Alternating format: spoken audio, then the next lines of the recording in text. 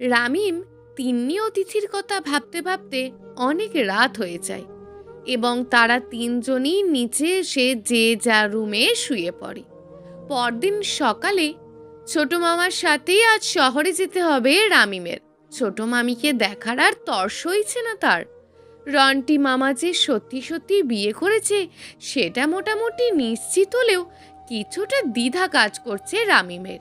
যেই মামা মেয়ে দেখলেই পালাতো সে বিয়ে করেছে, তাও আবার প্রেমের বিয়ে, বিশ্বাস করা কিছুটা হলেও কষ্টকর। জিরু বাবার কথা অনুযায়ী আজ ছোট মামিকে বাসায় নিয়ে আসবে। সকাল থেকেই ফোন দিয়ে যাচ্ছে রন্টু মিয়া।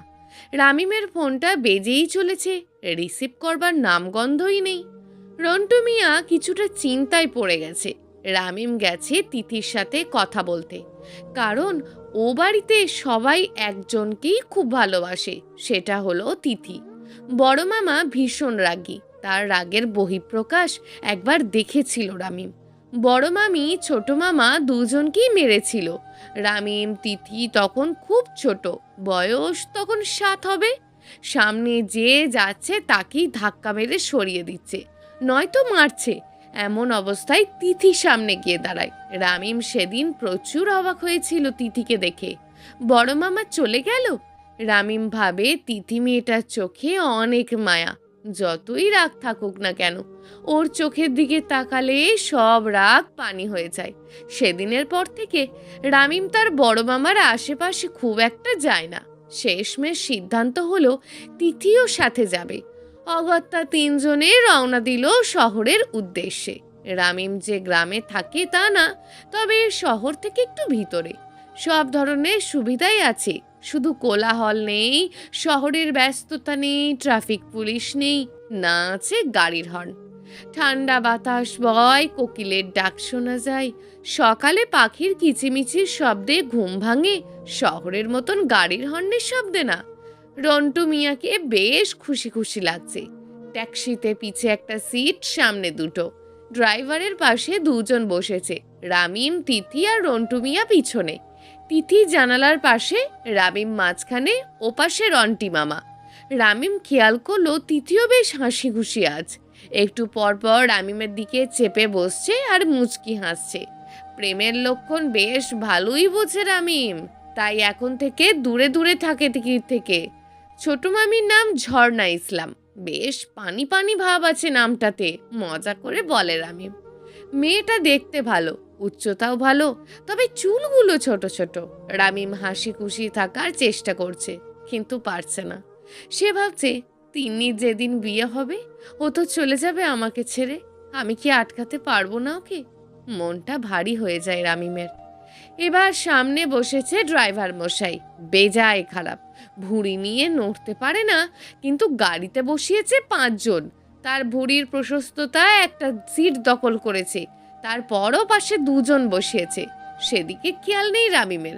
একবার তিন্নির কথা ভাবতে শুরু করলে আর বাইরের পৃথিবীর কথা মনেই থাকে না তার। কথা অনুযায়ী জিরু বাবা এসেছে রামিমের মামার বাড়ি। বেশ হাঁকডাক করে বলে চলেছেন, তোদের সংসারে উন্নতি আসতে চলেছে, ভালো কিছু হবে আজ। বড় মামা বড় মামি বাইরে এসে সব দেখবে, আর তার কিছুক্ষণ পরই রন্টি মামা, রামিম, তিথি বাড়িতে প্রবেশ করবে, এমনটাই প্ল্যান করা হয়। প্ল্যান মতন সব কিছু হলেও বড় মামাকে কিছুতেই মানানো গেল না রন্টু মামার বিয়ের ব্যাপারটা।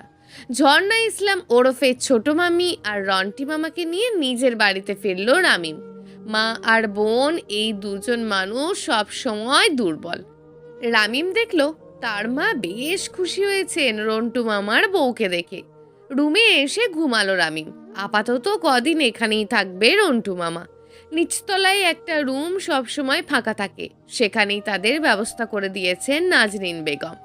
রামিম স্বপ্নে দেখে তিন্নিকে নিয়ে পালিয়ে বিয়ে করেছে সে। ছোটখাটো একটা সংসার, প্রচুর ভালোবাসাবাসি, ছোট্ট একটা ঘর, জানালার পাশে কয়েকটা রজনীগন্ধা ফুলের গাছ, টিনের চালে কয়েকটা ফুটো, সেখান দিয়ে সূর্যের আলো গোলাকার হয়ে রুমে ঢুকে ছড়িয়ে যায়। বর্ষাকালে টুপটাপ পানি পড়ে ছিদ্র দিয়ে, ছোট্ট ছোট্ট সিসার কলস দেওয়া ফুটোর নিচে। টুপ টুপটাপ শব্দ হচ্ছে। রামিম তিন্নি ঘুমিয়ে আছে একে অপরকে জড়িয়ে ধরে। হঠাৎ কয়েকটা ফোঁটা পানি রামিমের মুখের ওপর পড়ল। ঘুম ভেঙে গেল রামিমের। বাস্তবেও ঘুম ভেঙে গেছে। রামিম ভাবে, পালিয়ে গেলে কেমন হয়। চলে গেলাম এই শহর থেকে দূরে, বহু দূরে। শহর পেরিয়ে আর একটা শহর, তারপর আর একটা। এভাবে যেতে যেতে একটা নদীর ধারে ছোট্ট একটা গ্রাম পড়বে, সেখানেই দুজন থাকবো। কয়েকদিন কেটে যায়। রন্টু মিয়াকে মেনে নিয়েছে বাড়ির লোকজন। মেনে না নিয়ে কি করবে? বয়স তো কম হয়নি। এখন বিয়ে না করলে কখন করবে? জিরু বাবাকে 500 টাকা দুটো নোট দিয়ে এসছে রন্টু। ইদানিং কামরুল সাহেব একটু বেশি টেনশনে আছেন বলে মনে হচ্ছে নাজনীন বেগমের। কথা বলে না, চুপচাপ থাকে। এসব দেখে নাজনীন বেগম আর চুপ থাকতে পারে না। কি হয়েছে তোমার? কিছু না। তাহলে এমন চুপচাপ? তুমিও তো কথা বলো না। আমি কি দেওয়ালের সাথে কথা বলবো নাকি চেয়ার টেবিলের সাথে? আগে বলবে তো। আমি তো রাগ করে বলিনি, তাই বলে তুমিও বলবে না? বুঝলে নাজু, ছেলে মেয়েদেরকে নিয়ে খুব চিন্তা হচ্ছে। উল্টো পাল্টা কিছু করে না বসে। আমি বলছিলাম কি, তিন্নিকে বউ করে রেখে দিই, আমাদের কাছেই থাকলো মেয়েটা। তুমি ভেবে বলছো? এটা হয় না, বুঝলে। সমাজ বলে একটা জিনিস আছে। ছেলেটাকে দেখেছো? সবার আগে ছেলে মেয়ে সুখ, তারপর বাকি সব কিছু। তুমি বুঝবে না নাজু, বুঝলে কথা বলতে না। নাজনীন বেগম শুয়ে পড়ে। যে বোঝার চেষ্টা করবে না, তাকে বুঝিয়ে কি লাভ। মাঝরাতে তিন্নি রামিমের রুমে আসে। রামিম চোখ ডলতে ডলতে দরজা খুলে দেয়। তিন্নি চোখ তুলে তাকাতে পারে না রামিমের দিকে। রামিম প্রশ্ন করে, ইদানিং এত রাতে আমার রুমে কেন আসিস? তিন্নি কিছু বলে না, চুপচাপ তাকিয়ে থাকে রামিমের দিকে। হাঁ করে কি দেখছিস? কিছু না। তোর শরীর নাকি খারাপ, তাই দেখতে এলাম। আমার শরীর তো কবেই ভালো হয়ে গেছে। ও, তাহলে হয়তো ভুল দেখেছি। তুই ঘুমা। তিন্নি রুমে যার জন্য পা বাড়াতেই রামিম তার হাত ধরে ফেলে। তিন্নি, একবার বল না ভালোবাসি। আমি এই সমাজ, এই দেওয়াল, সব নিয়ম ভেঙে ফেলবো। তিন্নি আজও জবাব দেয় না, হাত ছাড়িয়ে নেয়। রামিম আবার টান মেরে বুকে জড়িয়ে নেয় তিন্নিকে। দোতলায় এত রাতে কেউ আসে না, তাই ভয় পায় না রামিম। ঠোঁটের নিচে আঙুল রাখে তিন্নির। একটা হাত কানের নিচে দিয়ে গলা ছুঁয়ে যায়। তিন্নির গরম নিঃশ্বাসটা অনেকদিন পর অনুভব করে রামিম। তিন্নি ছাড়িয়ে নিতে পারে না নিজেকে।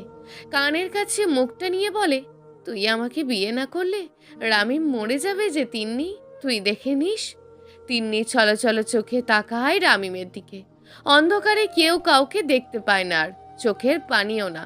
এজন্যই রাত ভালো লাগে, কাঁদলেও কেউ দেখতে পায় না। বিষণ্ণতাগুলো অন্ধকারেই চাপা পড়ে থাকে। পাত্রপক্ষ আবারও দেখতে এসছে তিন্নিকে। কয়েকটা ছেলে ভালো ছিল, তবে তিন্নিকে বিয়ে করে অস্ট্রেলিয়া নিয়ে যাবে, সেজন্য মানা করে দিয়েছেন কামরুল সাহেব। মেয়েকে এক নজর দেখতে না পারলে কি লাভ হলো এতদিন আগলে বড় করে রাখার? এবারে ছেলেটা বেশ ভালো। তিথি এসেছে, তিন্নিকে সাজিয়ে দিয়েছে। ছেলেটা দেখতে শুনতে বেশ ভালো। নাম কবির। BSc engineer. ভালো চাকরি করে, বেতনও ভালো, বয়সও কম। এবার আর কোনো সমস্যা নেই। ছেলেপক্ষ দেখে চলে যায়। কামরুল সাহেব কিছুটা খুশি। মিষ্টি হাতে রামিমের ঘরে ঢোকে। রামিম শুয়ে শুয়ে বই পড়ছিল। কামরুল সাহেব বলল, রামিম, নে মিষ্টি খা। রামিম সরাসরি উত্তর দেয়, তোমাদের খুশির খবর, তোমরা মিষ্টি খাও, আমার মিষ্টি খাওয়ার কোনো কারণ নেই। রামিম, তিন্নির বিয়ে ঠিক হয়েছে। আশা করি তুই কোনো ঝামেলা করবি না। যদি করিস তবে আমার মরা মুখ দেখতে হবে তোকে। পারবি তো বাবার লাশ কাঁধে তুলতে? রামিম থমকে যায়। কামরুল সাহেব চলে যেতেই দরজা আটকে কাঁদতে থাকে রামিম। এছাড়া আর কি বা করার আছে? কামরুল সাহেব খুব কঠিন একটা চাল চেলেছেন। পাকা খেলোয়াড়রা কখনো কাঁচা চাল চালে না। কামরুল সাহেব জানেন এবার আর রামিম কোনো সমস্যা করবে না। রামিমের এবার আর কিচ্ছু করার নেই। ইট সিমেন্টের দেওয়ালে এবার পাথর দিয়ে আর একটা বাঁধন দেওয়া হয়েছে। হাতুড়ি দিয়ে সেটা ভাঙা সম্ভব না। তিন্নি রুমে এসে রামিমকে হুট করেই জড়িয়ে ধরে কাঁদতে থাকে। রামিম আজ শক্ত করে জড়িয়ে ধরে না, ছাড়িয়ে নেয় নিজেকে। তিন্নি অবাক চোখে দেখে রামিমকে। ছেলে ভালো, তোকে অনেক ভালো রাখবে, বিয়েটা করে নিস। তিন্নি ফুঁপিয়ে কাঁদে, কথা বলতে পারে না। রাত হয়, রুমের আলো নিভে যায়। পাশাপাশি রুম, রুম দুটোর মাঝখানে একটি দেওয়াল, লম্বা খাড়া একটি দেওয়াল, দুপাশে কাঁদছে দুজন। তবুও কেউ বলবে না ভালোবাসি। কান্নার পানি বরফ ঠান্ডা হলে হয়তো ওপাশের জন বুঝতে পারতো সে কাঁদছে। সকাল, একটা অনিন্দ সুন্দর সকাল। গরমকাল, কুয়াশা নেই, ঠান্ডাও নেই। মাথার ওপর বৈদ্যুতিক পাখা ঘুরছে, জানালার ফাঁক দিয়ে সূর্যের আলো প্রবেশ করছে রুমে। ঘুম ভেঙে যায় তিন্নির। মেয়েটা এ বাড়িতে সবচেয়ে বেশি অসহায়। রামিম তবু তিন্নিকে বলতে পারে যে সে তাকে ভালোবাসে, কিন্তু তিন্নির হাত পা বাঁধা, সাথে মুখটাও। সে বলতে পারে না নিজের মনের অব্যক্ত কথাগুলো। কেটে যায় আরও কিছু সকাল। তিন্নির বিয়ের দিন ঘনিয়ে আসছে। রামিম ছেলেটা অসহায়ের মতন শুধু তাকিয়ে দেখে তিন্নিকে। কান্না মিশ্রিত চোখে গলা ভারী করে একটা দীর্ঘশ্বাস ফেলে সিগারেটে টান দেওয়া ছাড়া কিচ্ছু করার নেই তার। মানুষ মাঝে মাঝে কিছু পরিস্থিতিতে পড়ে যেখানে দুটো উপায় থাকে, একটা হলো পারবো না, আর একটা তুই করিস না। তুই করিস না কথাটা অনেক বড় একটা শর্তের বিনিময় হয়, এমন একটা কথা যেটাকে অমান্য করা যায় না। অমান্য করলে কয়েকটা মানুষের জীবন নষ্ট হয়ে যাবে। এর থেকে নিজের কষ্টটাই মেনে নেওয়াটাই উত্তম মনে করে মানবজাতি। তবে বিবেকহীন অন্য দলে, তারা একবার যা ভাবে তা করবেই। ছাদে দাঁড়িয়ে আছে তিথি আর রামিম। তিথি একটা কথা বলেছে রামিমকে, খুব ছোট্ট একটি কথা, তবে কথাটার প্রতিক্রিয়া থেকে যাবে সারা জীবন। কখন হয়তো ক্ষত হয়ে জ্বলবে, আবার কখনো আগুন হয়ে পোড়াবে, কখনো বা বরফ শীতল অনুভূতি দেবে। রামিম জানে না কোনটা হবে, তবে রামিমের উত্তর একটাই, তিন্নি ছাড়া আমার জীবনে কেউ আসবে না। তিথি আজ কান্না করে না, হাস্যোজ্জ্বল একটা মুখ নিয়ে মনে মনে বলে, রামিম তুই সত্যি তিন্নিকেই ভালোবাসিস, আমি তোর কেউ না। তিথি চলে যায়। কিছু গল্পের সমাপ্তি এভাবেই হয়ে যায়, কিছু গল্প থেকে যায়, জ্বালায়, পোড়ায়, কাঁদায়, ভাবায়, আবার হাসায়। কখনো কখনো এমন মনে হয় যে একটা কিডনি নেই, বাম পাশটা খালি। কখনো বা মনে হয় আমার হৃৎপিণ্ডের ডান পাশে এরকম হাজারো ভাবনায় কল্পনা থেকে যায় কিছু গল্প। রামিম দুদিন হলো বাসায় ফেরে না, শিহাবের বাড়িতে থাকে। শিহাব রামিমের বন্ধু। বাড়ি না ফেরার কারণ নিশ্চয়ই অজানা নয় কারোরই। রামিমের এত কোলাহল ভালো লাগে না, এত মানুষজন, এত ভিড়, কেন এত মানুষ বাড়িতে? তিন্নির গায়ে হলুদ আজ, কাল বিয়ে। এত তাড়াতাড়ি যে বিয়ের ডেট পড়ে যাবে সেটা কেউ ভাবেনি। তবে তিন্নিকে তাদের এতটাই পছন্দ হয়েছে যে এত তাড়াতাড়ি তারা বিয়ের ব্যবস্থা করেছে। কামরুল সাহেব খোঁজ নিয়ে শিহাবদের বাড়িতে আসেন। রামিম চিটপটাং হয়ে শুয়ে শুয়ে সিগারেট টানছিল। কামরুল সাহেব রুমে প্রবেশ করেন। রামিম অবাক হয় না, সিগারেট ফেলেও না।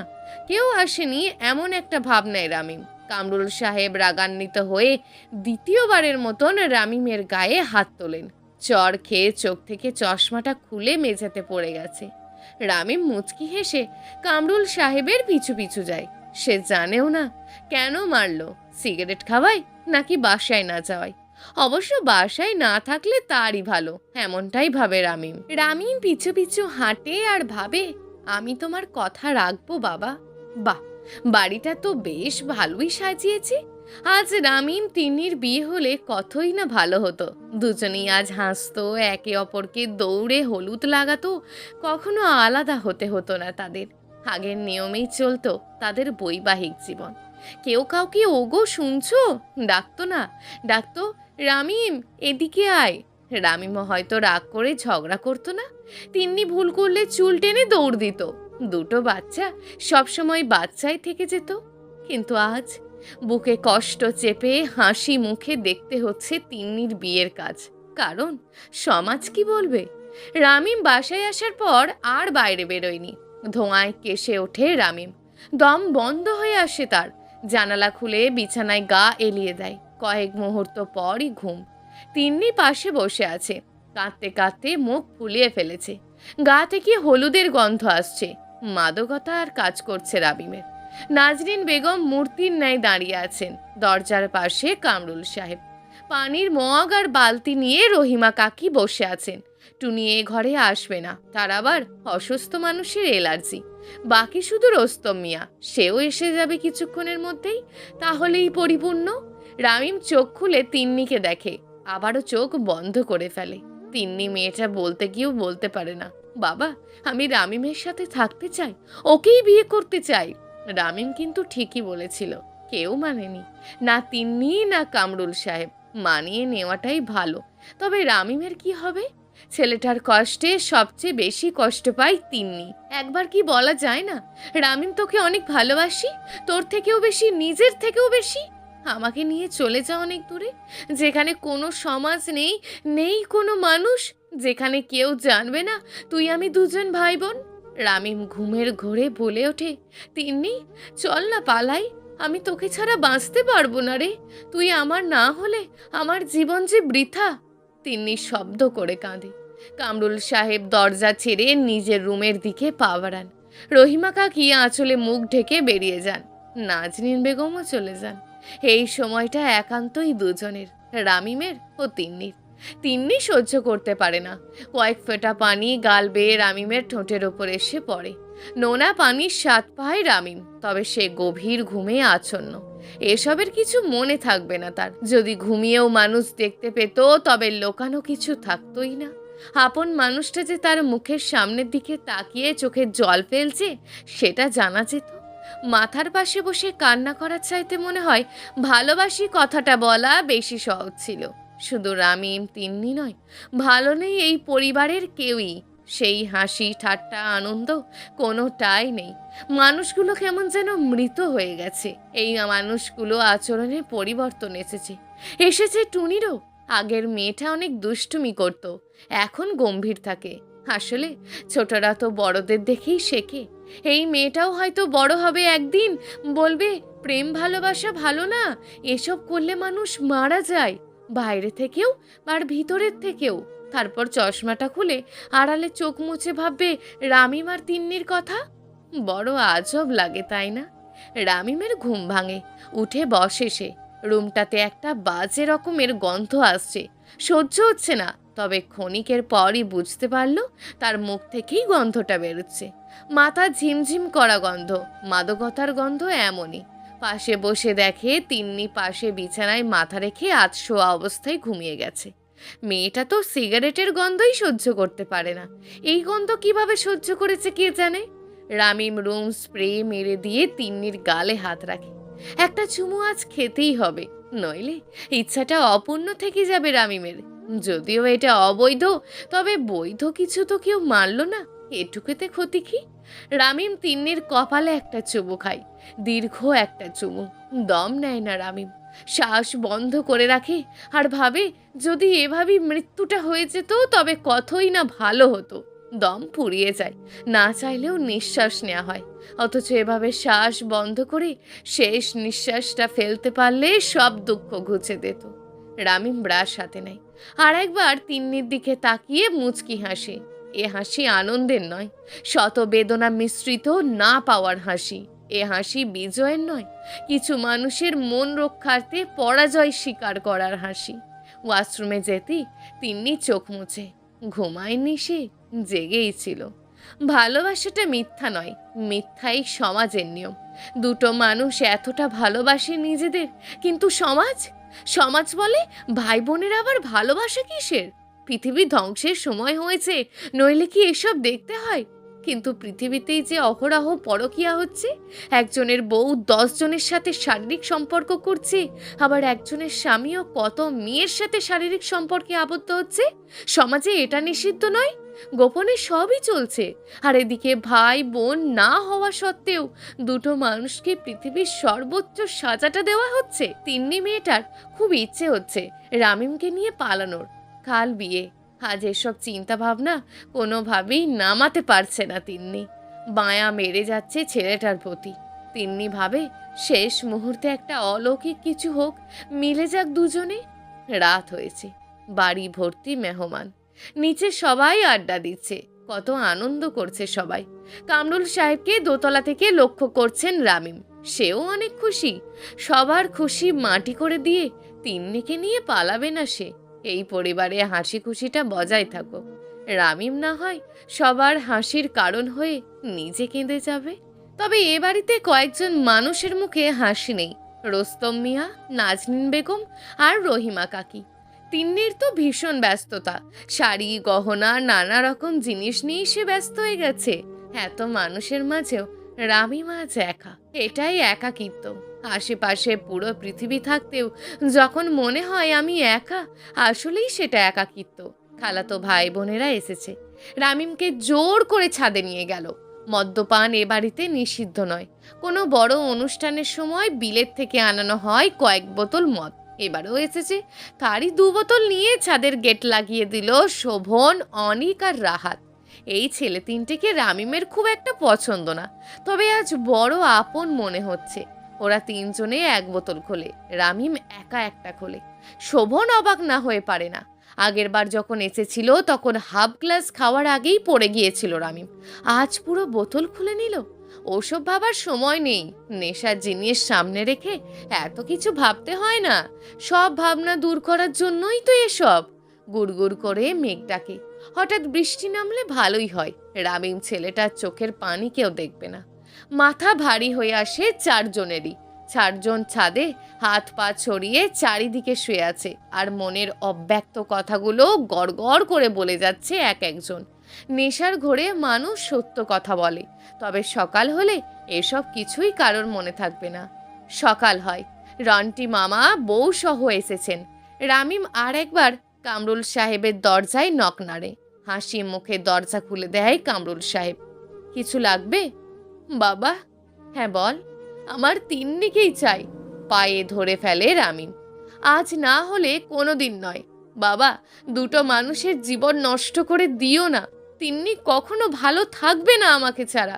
কামরুল সাহেব রাগান্বিত কণ্ঠে জবাব দেন, তিন্নি কখনো বলেছে তোকে ও আমার পছন্দের ছেলেকেই বিয়ে করবে আর সুখেই থাকবে? তিন্নি বলেনি। তবে পাছাড়, এটা কখনো সম্ভব না। তিন্নি এসে দাঁড়ায় কামরুল সাহেবের পাশে। সেও জবাব দেয়, রামিম, এসব পাগলামো করে লাভ নেই। আমি তোকে ভাইয়ের মতন দেখেছি সব সময়। বিয়েটা ভাঙিস না।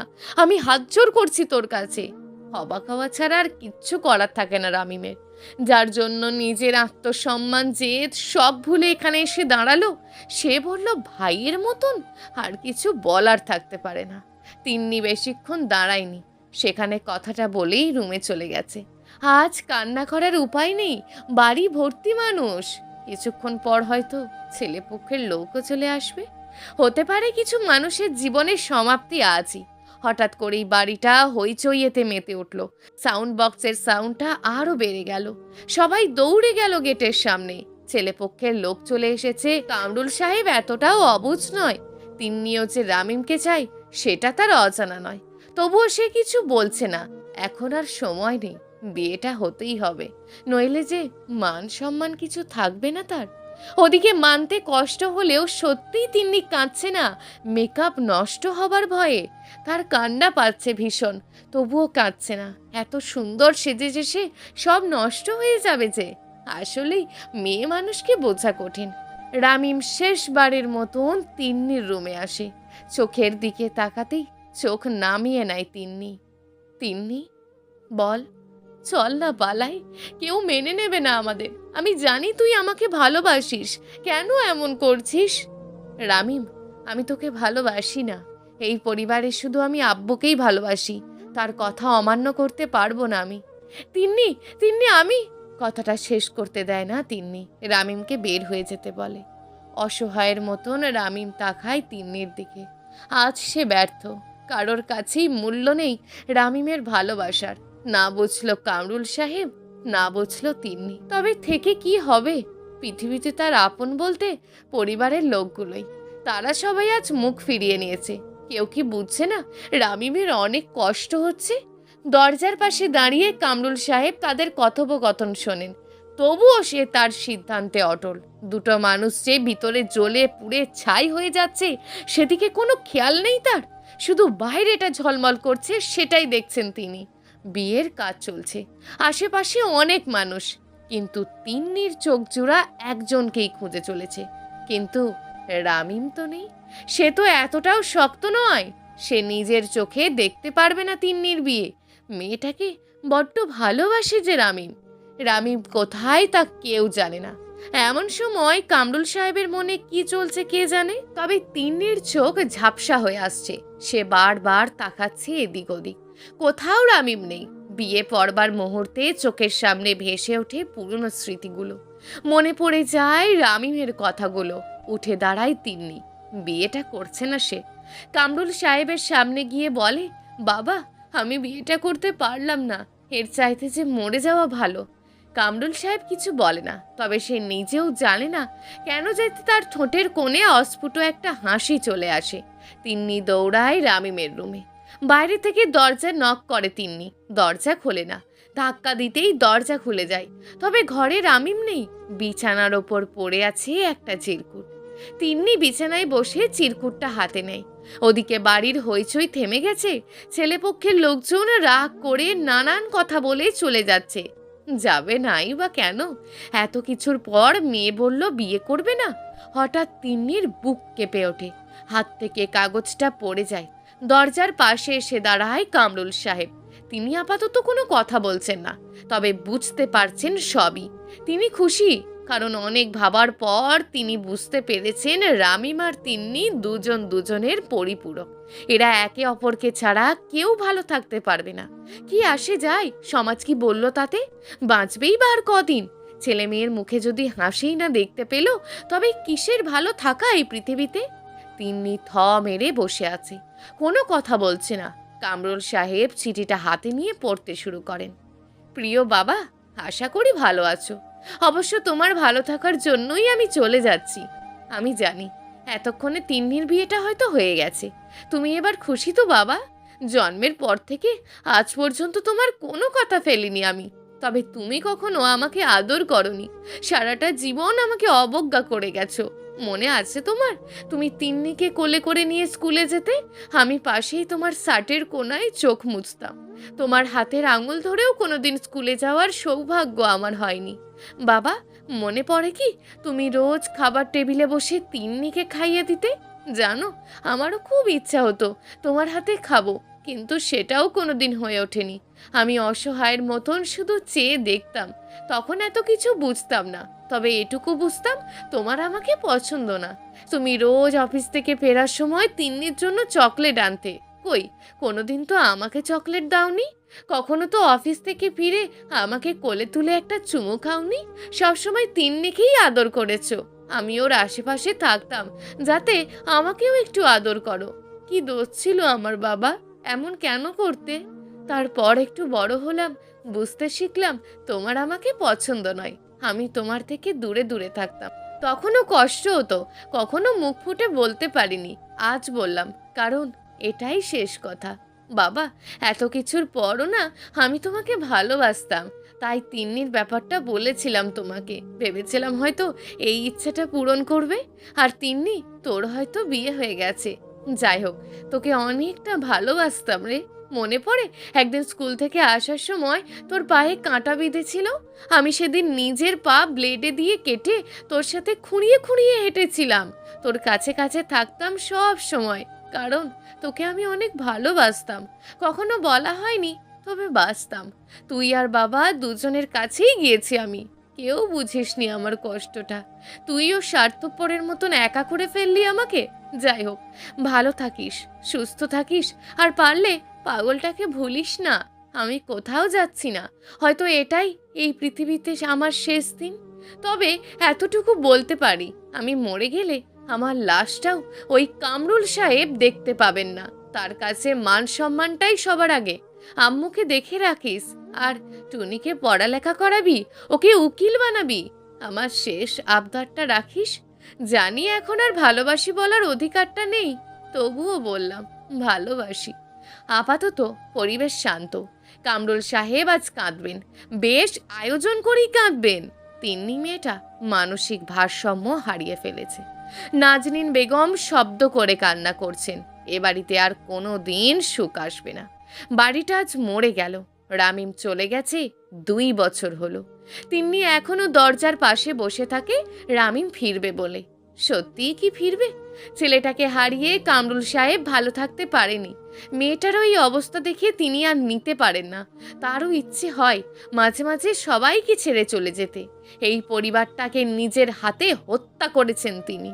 তিনি রোজ কল্পনায় ভাবে রামিম আসবে, এসে দরজায় নক করবে, সে খুলে দিতেই তিন্নিকে জড়িয়ে ধরবে রামিম। রাত হলে লাইট জ্বালিয়ে ঘুমানোর অপরাধে কান মলে দেবে। খাবার টেবিলে বসে পা ছোঁয়াছুঁয়ির প্রতিযোগিতা হবে। বিকেল হলে ছাদে বসে আড্ডা দেওয়া হবে। আর একটা মেয়ে হবে তাদের, নাম হবে সুকন্যা। মেয়েটাকে নিয়ে প্রথমে রামিম যাবে জিরু বাবার কাছে। তিন্নি কিছুটা রাগ করবে, তবে আবারও রাগ কমে যাবে মেয়েটার হাসিতে। রাত হলে মেয়েটাকে পাশে রেখে মেয়ের বাবার বুকে মাথা রেখে ঘুমাবে তিন্নি। এরকম শত কল্পনায় দিন কাটে তার। রামিম আসবে, অবশ্যই একদিন আসবে। সত্যিই কি আসবে, নাকি দেওয়াল ভাঙতে না পেরে দেওয়ালের নিচে চাপা পড়ে মারা গেছে রামিম? হয়তো রামিম আসবে, হয়তো না। এই গল্পের সমাপ্তি কোথায় তাও কেউ জানে না। কিছু গল্প চলতে থাকুক এভাবেই, যার সমাপ্তি স্বয়ং সৃষ্টিকর্তার হাতেই থাক। প্রিয় দর্শক, যদি আজকের গল্পটি আপনাদের ভালো লেগে থাকে তাহলে ভিডিওটিতে অবশ্যই একটি লাইক করে আপনার মূল্যবান একটি কমেন্ট করুন। আর হ্যাঁ, চ্যানেলটিকে যদি সাবস্ক্রাইব করে না রাখেন তাহলে চ্যানেলটিকে অবশ্যই সাবস্ক্রাইব করে আমাদের পাশে থাকুন। দেখা হবে আগামীকালের নতুন এবং আকর্ষণীয় গল্প নিয়ে। ধন্যবাদ।